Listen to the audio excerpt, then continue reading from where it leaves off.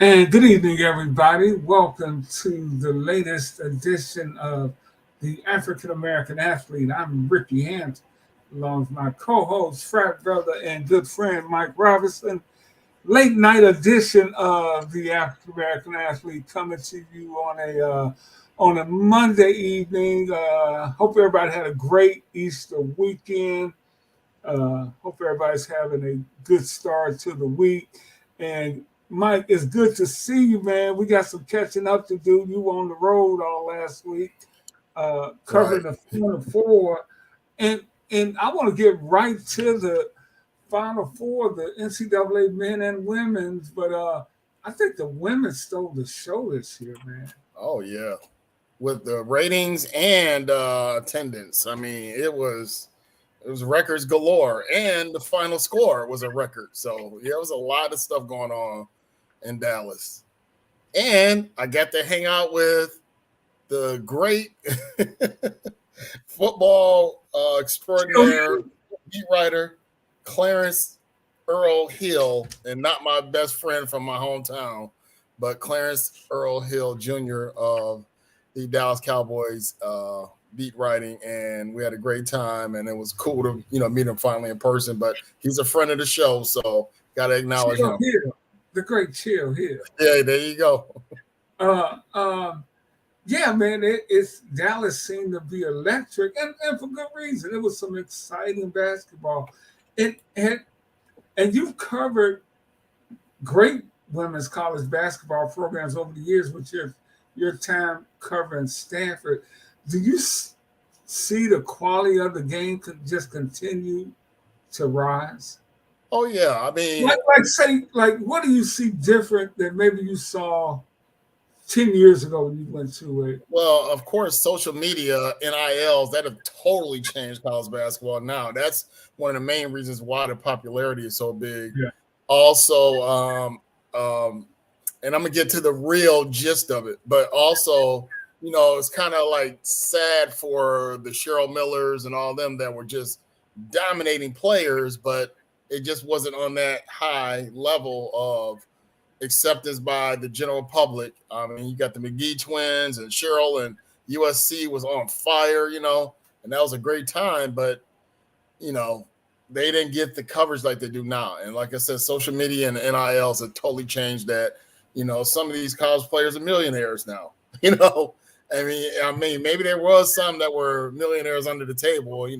That's something that we can't really identify or really uncover. But now legally, you know, they're getting this nice money, and I would say also what helped this year was to be able to compare it to the still number one ranked college basketball game ever, the 1979 championship game between Michigan State and Indiana State. And of course, the principal players were Magic versus Larry Bird. And we want to definitely push away the elephant in the room, black against white. And then you have that this year, even though, you know, they might have been considered more black if it had been South Carolina because you have the black coach too. But being at LSU, even though Mulkey, friend of Trump, even though Mulkey's their coach, it still was a predominantly black team. And that's what it was, basically going up against the white team from the Midwest. The Midwest, a lot of people try to portray like Detroit and Cleveland and Milwaukee aren't, Midwest. So that right there definitely made it a must see TV because look at this girl, against these predominantly black girls just dominating. And, of course, the media, which hasn't changed much since 79, is still predominantly white. They were eating this up. And it was like, oh, yeah, this is going to be a great story. What a story. She's going to lead Iowa to this championship and beat not only LSU, but also they would have beaten South Carolina. So it was going to be a great story. I'm sure some of these writers were salivating about, oh my goodness, this is going to be a story I could write, and I'm going to remember this for the next 50 years. Just like how 79 is still being remembered as this great moment in college basketball history. And then lo and behold, these two saved the NBA. So maybe they thought that this would be the same storyline as it was in '79 for the men, and Caitlin would be quote unquote Larry Bird, and the Bayou Barbie would be Magic or something like that. So that's kind of what really made it popular, because you got to look at who drives the narrative. The media. I'm sitting there in the presser afterwards for all these games, and I just see the questioning, like, oh, well, did you see how well, I keep calling her Barbie, but but did you see how Angel just was teasing Caitlin? I'm like, okay, I saw how it was going to go, and then how the narrative was going to be, and then of course when Dawn said that she just really gets upset with how her team is like hated on, and she said we're not bar fighters, because apparently that's what the Iowa coach intimated. It was like a bar fight down low. I don't know what she meant by that, but it was a bad choice of words, and she should have been called to the carpet more than she was, and she should have said, look, you know what, in this climate right now, I can't use words like that associated with a team predominantly black and a black coach.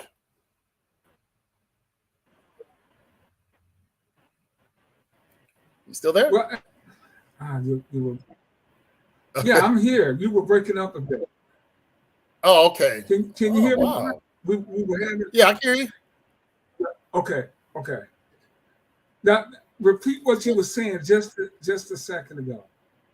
I'm saying that when the Iowa coach apparently said when they played against South Carolina, which they upset South Carolina, defending champs, undefeated, that it was like a bar fight. So after the game, Dawn said, we're not bar fighters, and we're not thugs, and we're not monkeys. So she kind of went on a diatribe about all the negative stuff that's been thrown in her in the program. So then that's when she got into that some of the national writers that write about college basketball have been like overheard bad mouthing their program.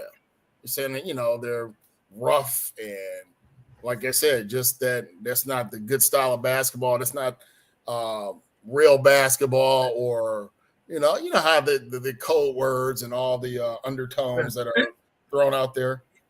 Hey, I want to bring in our special guest that's going to talk some hoops with us tonight. One of the legends of the game, Hall of Fame nominee, basketball Hall of Fame nominee, the great Matt Calvin, member of the ABA All-Time League, ABA and NBA legend. Matt Calvin, welcome to the show. You're on the African American Athlete with Mike Roberson and Rick Hampton. Man, we always love having you on to get your perspective on the NBA.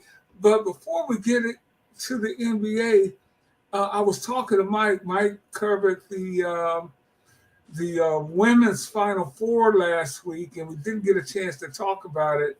And I definitely want to catch up with him because he had the first row seat, front row view of everything that took place out there.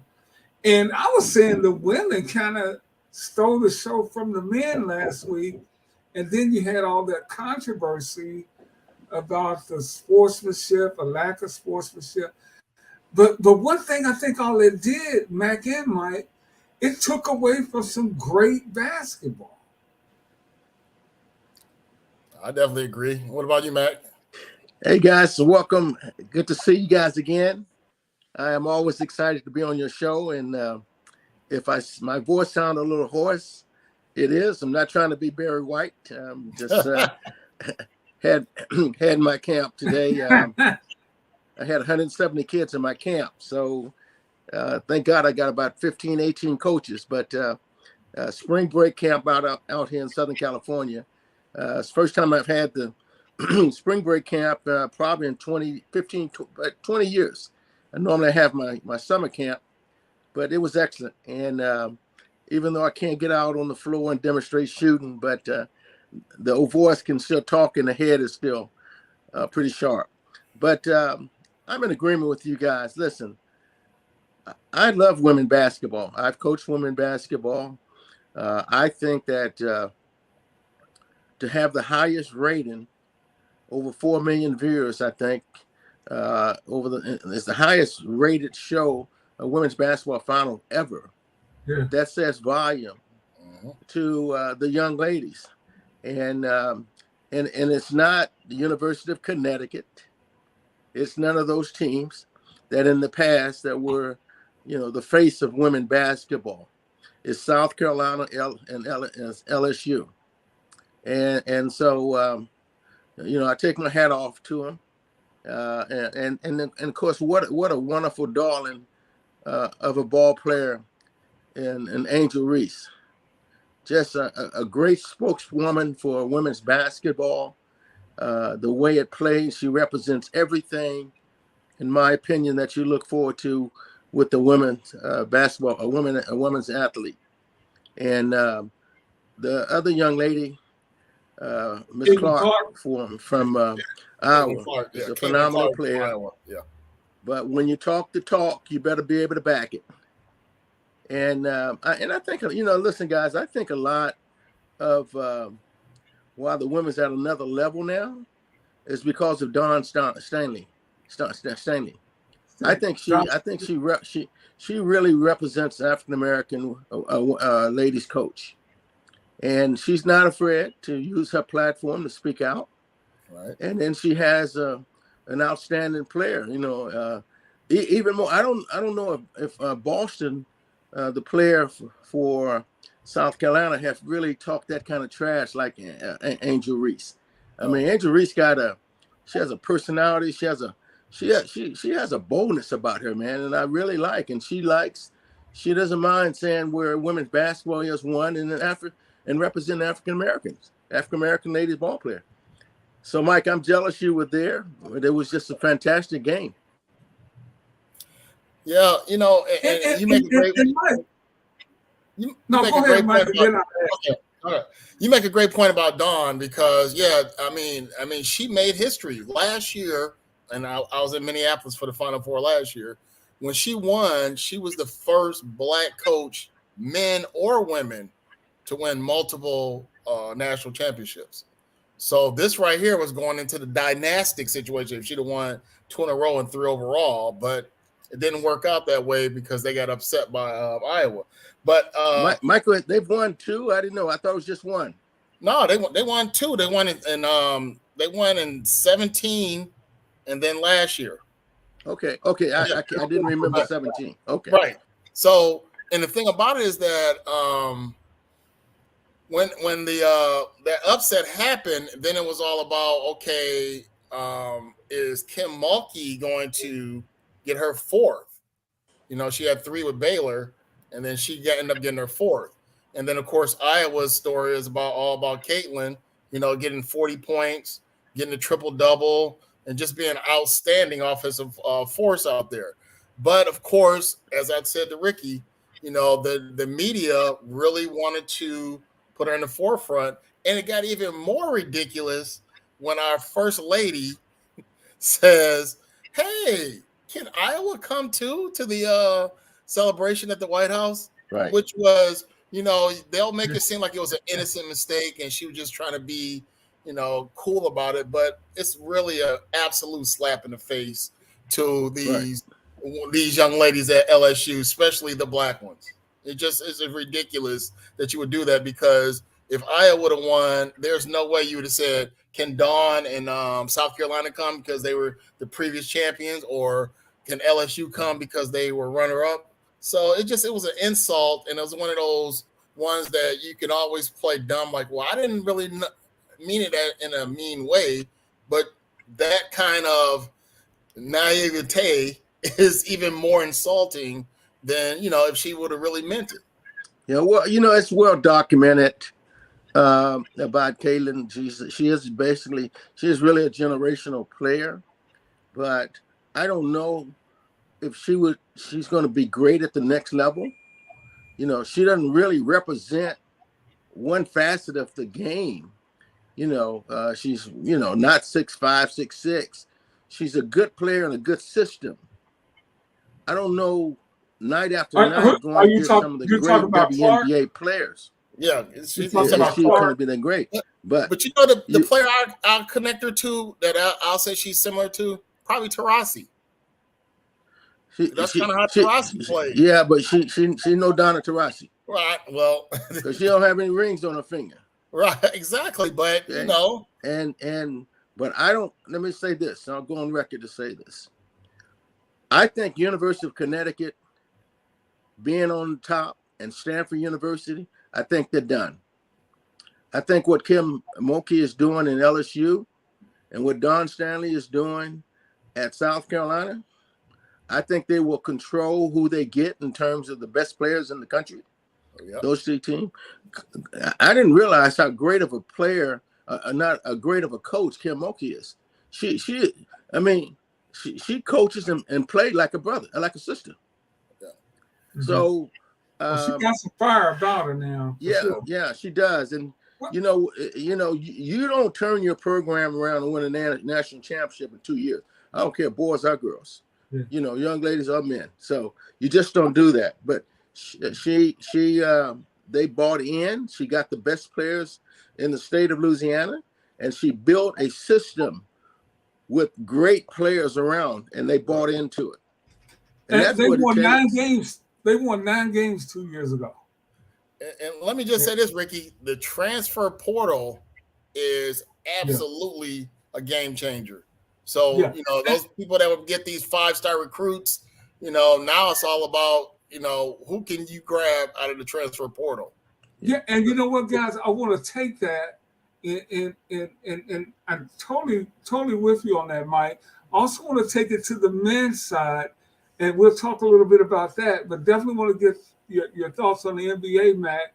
But what we saw on the men's side, we saw Florida Atlantic make a run, San Diego State make a run, Farley Dickinson upset the number 1 seed Purdue, Kansas State with a bunch of transfers. The impact of the transfer portal, I think, is also going to make it harder for the Kentuckys and the Dukes and the North Carolinas to continue to dominate. Because now these guys will go there in the league. Caleb Love is leaving North Carolina to come to Michigan, and the big center in Michigan is leaving Michigan to go somewhere else. I have no problem with the guys wanting to transfer. I do think it's a downside to that too, though, because you don't kind of fight things out. But I'd love to get your thoughts, Matt, and then you might. Well, I totally dislike the portal, but I'm going to say something to you guys because I guess I can say it because I've been around, and I've been ABA where we had to order room service. We couldn't eat downstairs in the restaurant. Right. So what I'm going to say to you guys is that what troubles me and where I'm in my life and that things haven't changed. Racism should not be in sports. I'm going to call it the way it is. Right. The Caitlin Reese thing is terrible. But what you have is a situation where certain segments of our country want to always see, as we were growing up, they was always saying the white hope. Okay. Mm-hmm. And now they have such a tremendous ball player in Caitlin Clark, and that what went down between she and Reese, that upset a part of our country and community, which has never taken place in sports for a long time. There was the Larry Bird, Magic Johnson. Well, this is the same type of scenario with these two young ladies. And you talk trash, I'm going to talk back to you. And that's what it was about. But this community, this country made it a black and white issue, which never should have taken place. And Caitlin was, she got shown up. The young girl came right back at her. And Caitlin did the same thing to the South Carolina players. And to Caitlin's credit, she said, hey, I ain't have no problem with what she did. That's just not who she is. Right. And listen, guys, let's take it over to the NBA. Okay, everybody's been talking about. There's no question. I know I made a lot of All-Star teams based on my play, but there are a lot of players that make the All-Star team, All-Pro team based on reporters liking them. Exactly. And then in the Joker situation, he's not an American, but his pigmentation of skin, he's a European, and to America, he is a white. He's a Caucasian, but this year, on the merit of what Embiid did in Philadelphia, he, in my opinion, is a clear-cut winner by far. And just over the last, I would say 15, 20 games, Joker hasn't played that much because he's been injured. But sports should not, the color of a player's complexion should not dictate the fact that he should be the best player or the MVP or whatever. And I think that's where we've gone in our society, and it's really a sad situation. Yeah, you judge a person by the color and the content of not by the color and content of the skin, but by their character, and that's where we've lost it. And so that's a little segue from what we're talking about sports. But I just wanted to throw that in because we as African American, we know what's going on. Right. Yeah. We know that the racism part came in with Jill Biden, his wife. That to me, that's clearly out of order. It's never happened before. I think Mike said it best. Ain't nowhere in the world she's gonna say LSU. Oh yeah. Yeah, you guys come on. You guys come on along. We won, but we'd like to invite you too. All right. Only one team. One team gets it. But Mo, before I get to Mike, I wanted your thoughts as we talk about the men's portion of the NCAA and the impact of the transfer portal. And you said you didn't like it.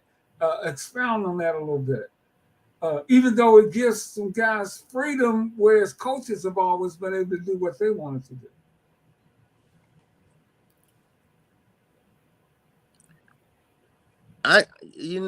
There's no loyalty in the game anymore for these young players. Really no loyalty. And there's really no loyalty on the coaches' part as well. So players want to be, I've got two kids that I mentored since they were 11, 12 years old. They played now this past year at Utah Tech, Division I school. They have 1 year remaining because of the COVID. And one is transferring to Stephen Austin, where he'll start. They have a great team. Another kid has got about 8 or 10 schools looking at him. And I asked them, why do you're all conference, you're honorable mention All-American. Why, Coach, we want to get to the NBA. We think the only way we can get there is be like the kid from Kansas the year before who won the championship, Remy Martin. We want exposure. We want. Well, and I tell these kids, I said, you know what? NBA will find you wherever you are. But it's a selfish thing. They want exposure. And why would Love leave North Carolina to go to Michigan? Well, that's a relationship there, obviously.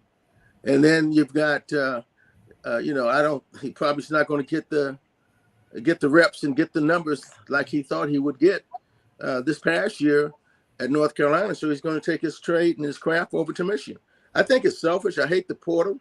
But on the other hand, the coaches do it. They leave jobs. They leave all the time. Yeah. What's your thoughts, Mike? Yeah. I mean, I'm the same way, but like I said, it should be judged by individual circumstance. I mean, maybe some stuff behind the scenes that we don't know about. I mean, why they're leaving. But let me just at least acknowledge this before we move past it fully. The WNBA draft was tonight, and Aaliyah Boston was number 1 pick. So we got to give credit for that. Yeah. And then from my perspective, with 2 players from Stanford got drafted, Haley Jones, who was projected to be number 2, but she kind of fell down a little bit to, I think, 6 or something like that. And also Ashton Prechtel, also a Stanford player, which surprised me, but she was drafted. we have our high-flying dunker, Fran Belibi. She's going to grad school at Harvard. So I guess she said I don't know if she's going to try to play over there or not, but I guess she's working on becoming a doctor. So she said, basketball is fun, but I'm trying to get things done. So for you to go to grad school at Harvard, that's a big accomplishment.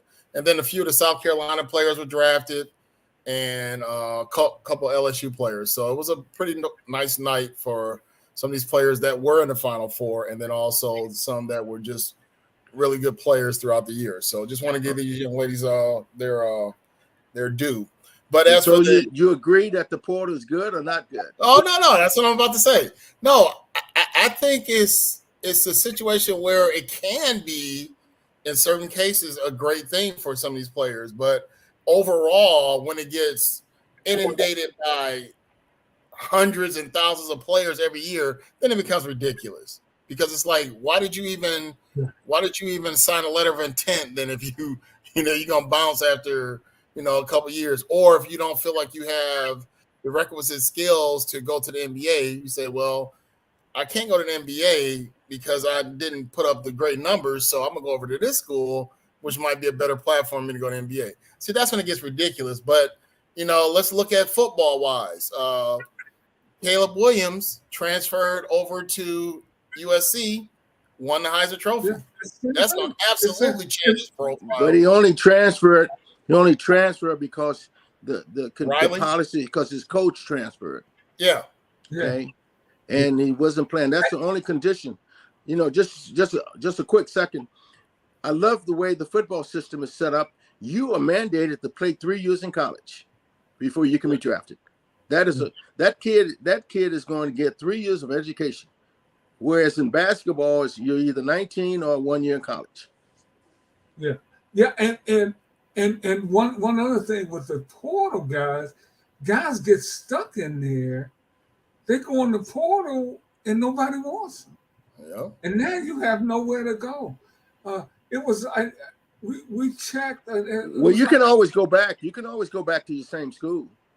Yeah, but a lot of times, you go back, but the coach is looking at you with the side eye now.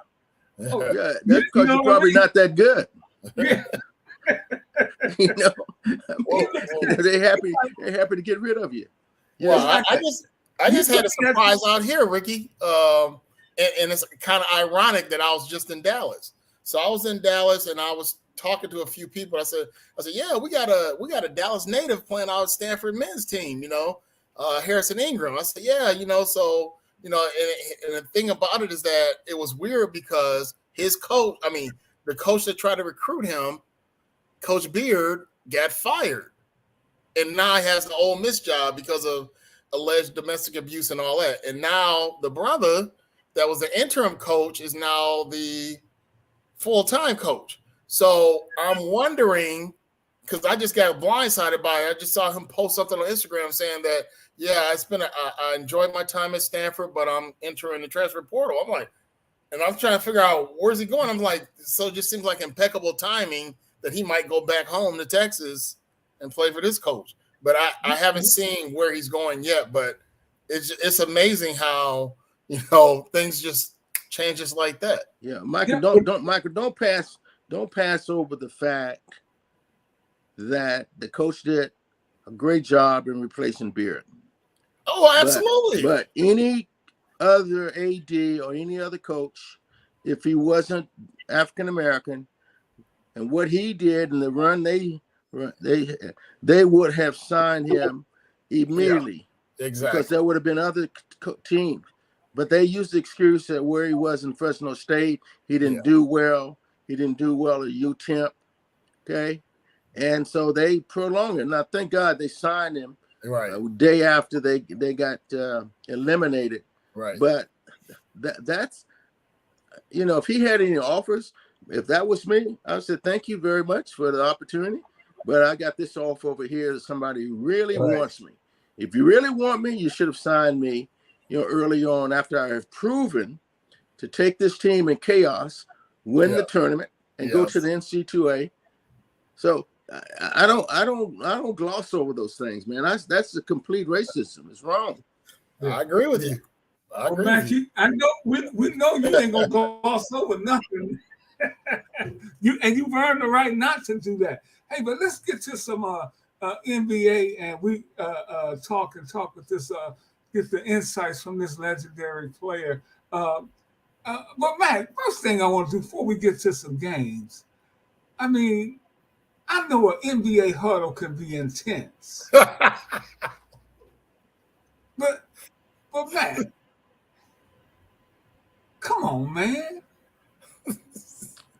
Mike, and It's ridiculous. Ricky, I have said this for a couple of years now, and I'm really thank God that they signed a new collective bargaining agreement.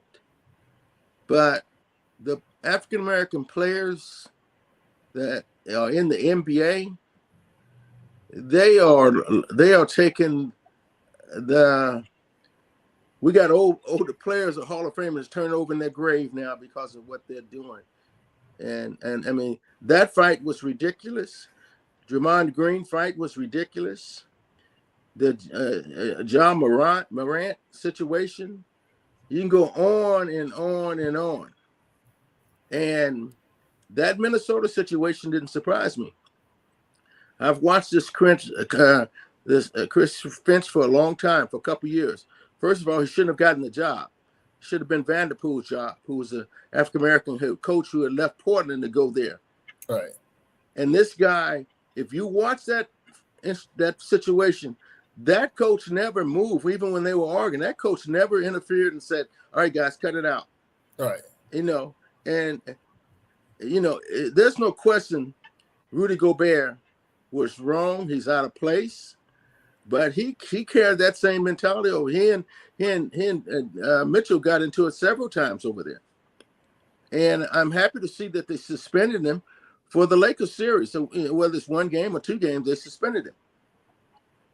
But I think it's just terrible for basketball. The NBA should fine both of them.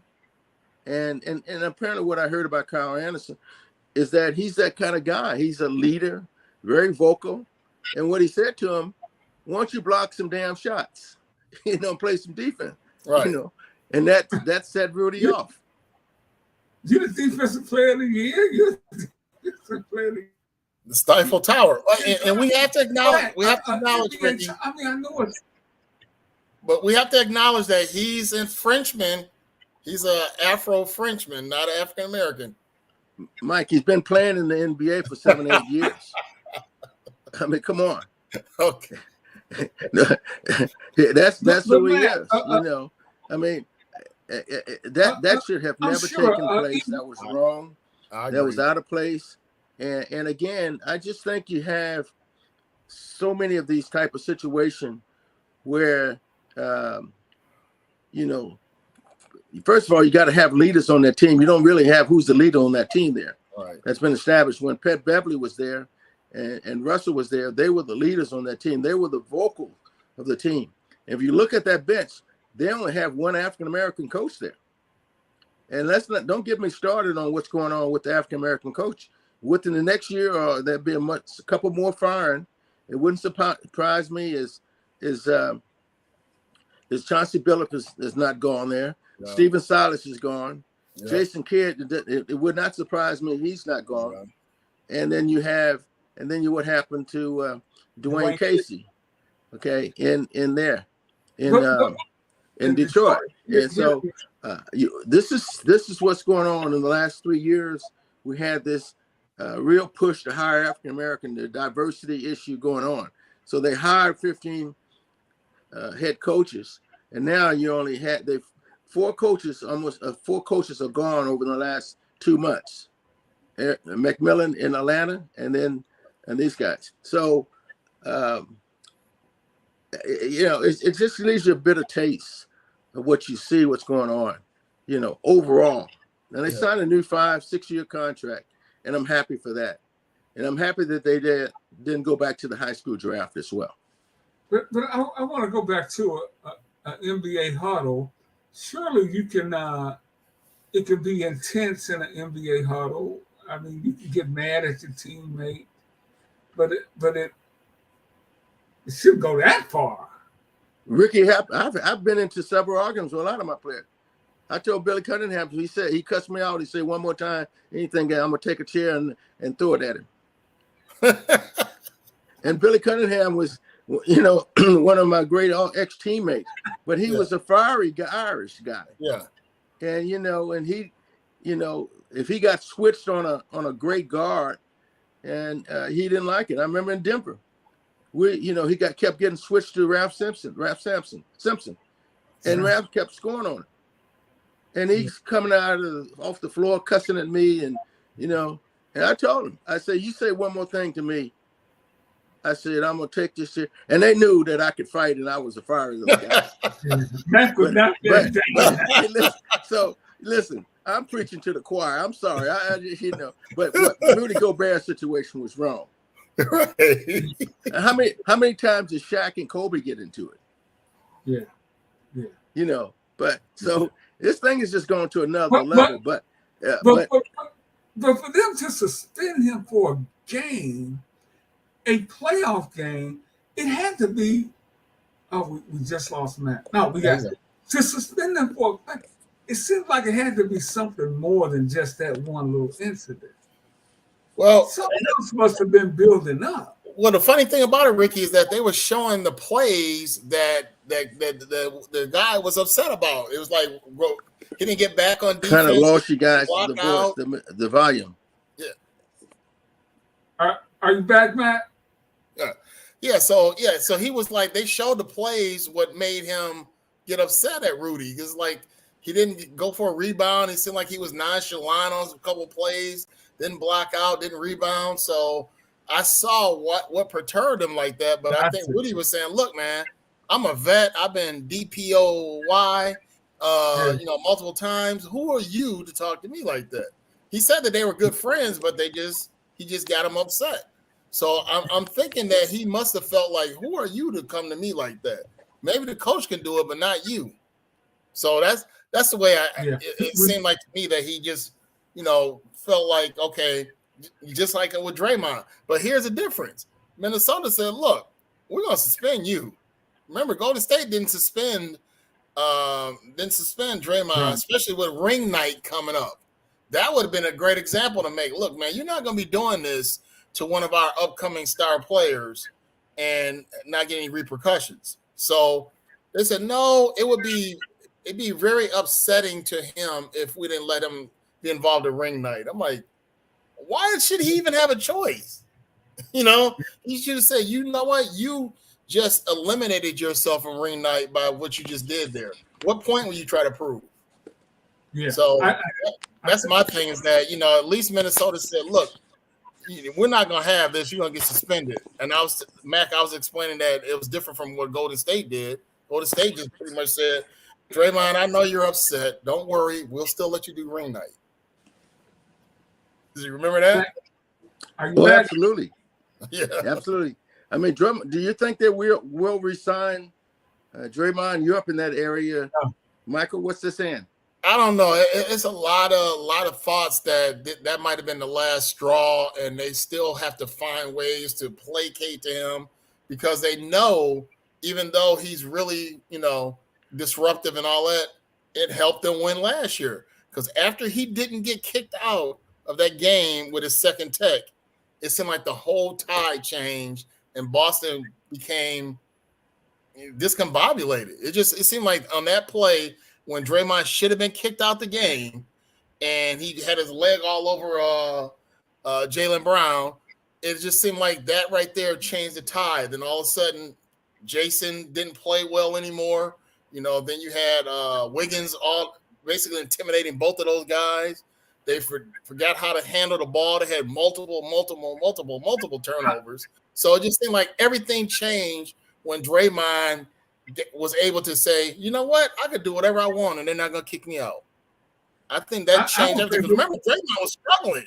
He was struggling at those first game and a half. And then all of a sudden when that happened, it seemed like everything changed. So I don't know. I think Warriors will say that, you know what, we like this guy because he was a very integral part of us winning these 4 championships. But, maybe they're saying that this might be the end of the road, and we gotta move on, and we'll just say thank you for those 4 rings, but we got to move on. So I got a feeling that they won't extend him. That he'll be giving his walking papers. What would you Michael, be, I'm glad you're not covering the team. I'm glad you're not the owner. Would you because pay there's no way in hell that they're not going to re-sign Draymond Green. I thought at first, but he is the heartbeat of that team. Right. He is the glue of that team. And as long as Mr. Curry says we want him, he will be there. He gets along very well with Steve Kerr. They know his buttons, but he is the hub of that offense. He knows where to find Clay, and he knows where to find Steph. And yeah, he's disruptive. You got 17 technicals, and you don't get another one. But I think the they still won 42, 43 games, with Steph only playing 80% of the game, and Clay still not Clay. He probably will never be Clay again. But they've developed those young players. Kamunga is going to be a hell of a player. Wigan is something's going on there. He's a Jehovah's Witness, and those are some issues. At first he didn't want to take the shot. Right. He's a Jehovah's Witness, but I think he's got some psychological issues that you can't really tell because he's been out for the last month for personal reason. Right. And so those personal reasons has magnified to that team. The playing the game and winning, man, is all about chemistry. And so, in my opinion, the 2 best teams right now in the West is the Phoenix Suns and Golden State Warriors. Far better than let's Memphis Grizzlies. Let's get into the series, guys. We got about 10 minutes to go here. Let's start with the play-in starting tomorrow. Starting in the East, Hawks and Heat. Hawks the 8th seed, Heat 7th seed. Matt, who you like? Ricky, I know who's playing, but those playing teams, until they can show me that they can get to the conference finals and win someone, that's another thing. There's just too many games. You got to play 2-3 games, and then you've got, and then you're still on you're 8th seed, But in my opinion, I like the Lakers coming in from to get into to play off with the 8th seed. I like Mac. If they get the 8th seed, they would have to lose. So if they win, they're the 7th seed. Okay. So it's a one. I mean, again, it's a one game. It's the 3 games, right? No. The way it works out is this: if let's say Minnesota somehow wins without Gobert and all them, then that means that LA has to play again as the 8th seed, right? And they have to play against the winner of the 9-10. So the 9-10 are playing against the 8th seed. Right. So again, my point is a lot of games. It's a lot of games. Yeah. That's a lot. A lot of games. Right. And when you're almost playing back to back, right, and you're 38 years old, that's a tough deal. It's a tough deal. But you want to know something? That's why I'm just saying who's coming. What I'm looking at in 2 weeks from now, April 15th or whenever, when it really gets serious, who's going to come out? I think the team that had bought them a championship was the Phoenix Suns. They may lack the depth, but if Golden State gets on a run, I don't think they're going to have a problem at all against Sacramento. I think that's a 6-game series. They win it back at home in game 6. Now, and then you go from there.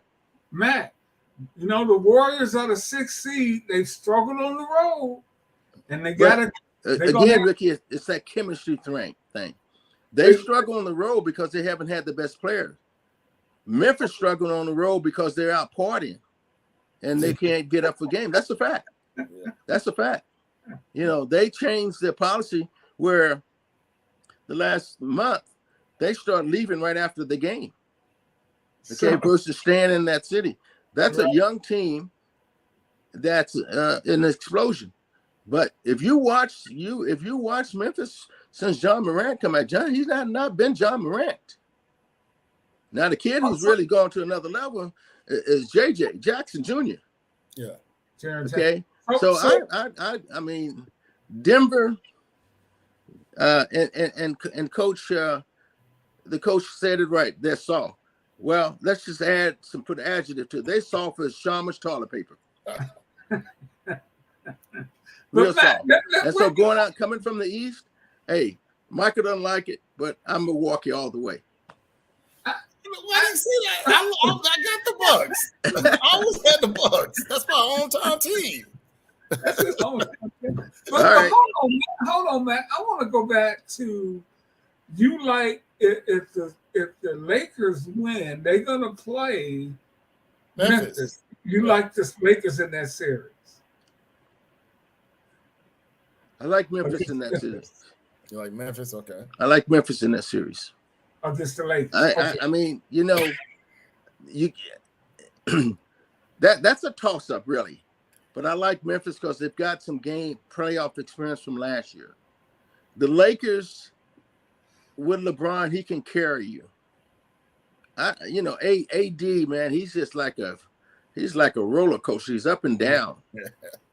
And they got some other good players, but I think the experience from last year with Morant and their record at home, I don't see anybody beating them until the end again, until it's either Phoenix or the Warriors. Hey, the Lakers have the best defense in the league since they traded Westbrook. Well, they got some good long athletes. They got good wings. That's what they do. I'm not, Memphis. If John Morant comes back to being John Morant, he can carry the team. But Jaren Jackson Jr. is a guy who's really played well. They're going to miss Steven Adams. That's where they're going to get hurt a great deal because he does all the dirty work. I mean, you guys feel the same. What do you feel about Denver? I mean, for me, unless they play like they did in the bubble. Well, yeah, but I think Denver's going to win that. Unless they play like they did in that bubble, I don't see them getting past the second round. Yeah, I agree. Yeah, but my thing is that is it my turn now, Ricky? Yeah, go ahead, Mike. Okay, all right. So first of all, just think about how that call that the refs admitted they blew when the Lakers played in Boston. Think about that game, how now that they're in the play-in, where they probably could have been a 6 seed or something like that if that nonsense had happened. That's why when people say, oh, man, it's only one game, that stuff comes back when you're in a situation like this. Now you're playing an extra game because of that. So, but yeah, for me, out here out west, the Warriors are unpredictable because I've seen them beat Boston, beat the Bucks, beat all these top teams from back east at home. But like I said, look horrible on the road. Sacramento, I don't know if this is one of those years where they say, you know what? We're finally not the laughing stock here in North Carolina, in Northern California. So we're going to win the battle of Northern California. So I wouldn't be shocked if they did upset the Warriors. But no way, my friend. Happen, but I wouldn't be shocked.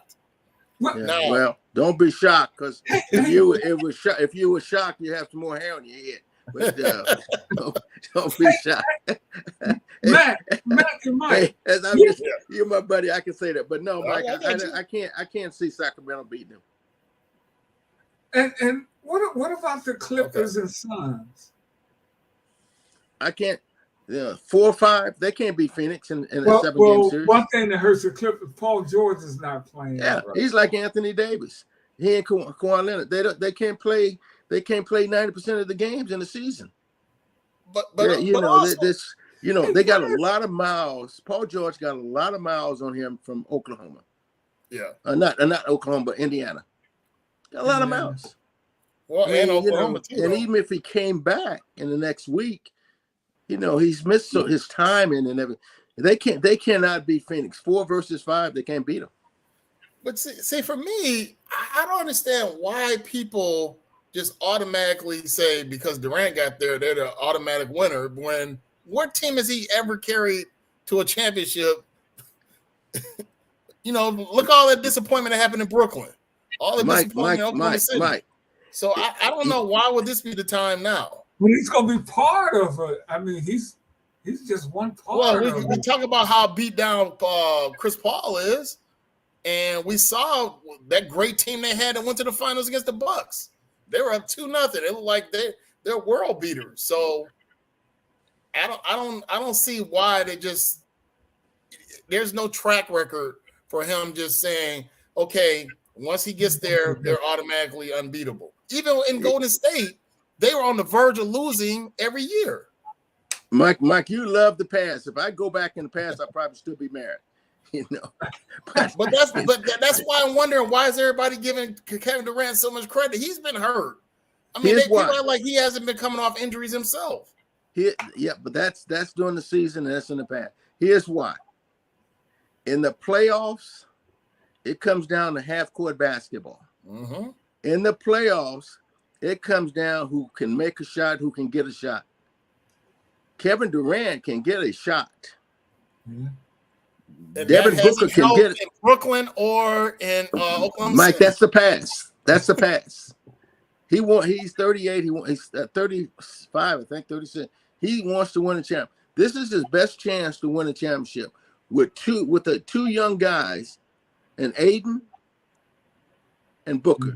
Aiden can get that off the glass and keep it, But when you're talking about the half, well, he's got some problems. That's why Williams don't like him that well. He's even happy to be there still. You remember, he thought he was gone. He's got enough guys, and he's got the only thing that concerns me, not Kevin Durant or Booker, because they're going to score. Right. The thing that concerns me is they're pretty weak at their bench. All right, because they gave up so much in the trade. And the other thing that concerns me is you got a 38-year-old point guard that has to play every other day or every 2 days. Mm-hmm. All right. But he's got enough smarts. He can carry that team to the finals. And if you get to the finals in your conference, man, anything can happen. But that's what I would say. But Mike, if I don't bet, but if I was a bet man, I'll tell you, there's no other team that has the firepower. Okay. Steph can't get his on his own. Klay Thompson can't anymore. Now Jordan Poole can get his, and Wiggins coming back. Memphis got guys that can get there. John Morant can get there his, and so can Bane. So I look at when you're going to win championship, you have to have that go-to guy that has the kumungus to make the last shot and take the last shot. All right. Is it any matchup, anybody you would be worried about being upset? Philadelphia. I mean, not Philadelphia, but Boston Celtics. Celtics? Yeah. The two best team, in my opinion, Milwaukee Bucks and Philadelphia. Ooh. Boston, okay, if you want to grade and look at scenarios, guard play, matchups, you let that young boy at Boston try to outcoach Doc Rivers. It ain't going to happen. Mm-hmm. That young kid is not going to outcoach the guy in Milwaukee. You're not going to do it. And then you still haven't, Tatum still hasn't proven to me that he's that go-to big-time guy that can carry you. Now, Jaylen Brown can, but not Tatum. And so their bench is weak. Yeah. I mean, Milwaukee, man, they're loaded for bear. Oh, yeah, Milwaukee. Yeah. It's just, just my 50-something years of experience, guys. Well, I was just going to say, well, Mac, we're going to be leaning on you during the playoffs, man. Yeah. Getting your insight, and it all starts tomorrow night. Any tomorrow. Final thoughts, guys.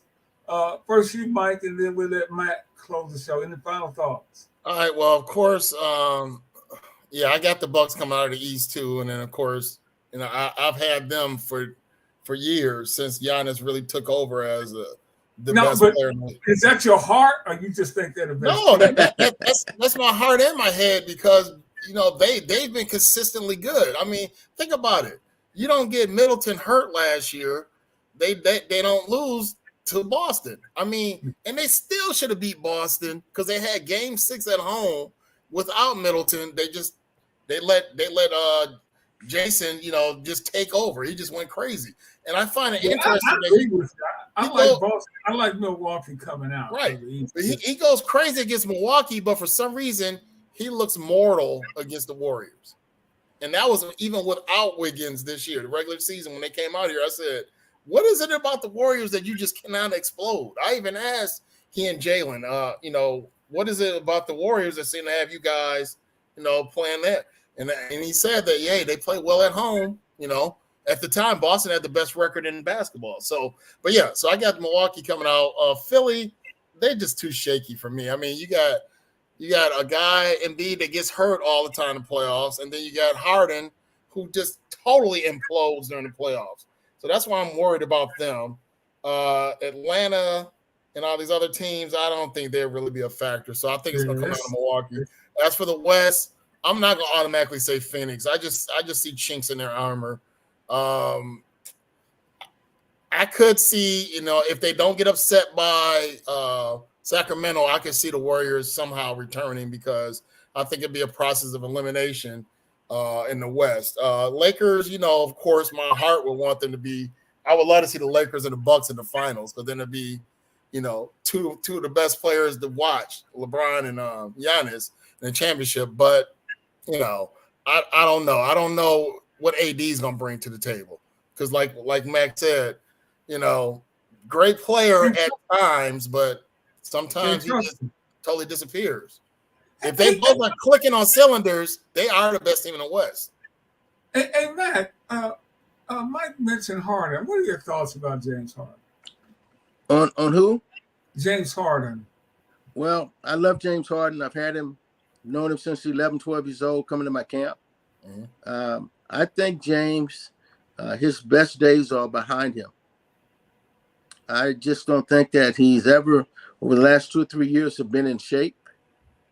And he is not the number one guy. I don't think he can beat you off the dribble anymore. And they changed the rule in terms of jumping in, this foul situation. So he's not getting those 12, 13 free throws a game anymore. And so he's relying more on his jump shot. So when you get 33, 34, and your legs are not there, and then you're off the court, lifestyle isn't there, it's going to catch up with you. So that's the inconsistency they have there. Now, the young kid, Mackey, can he carry you for a while? I think he can.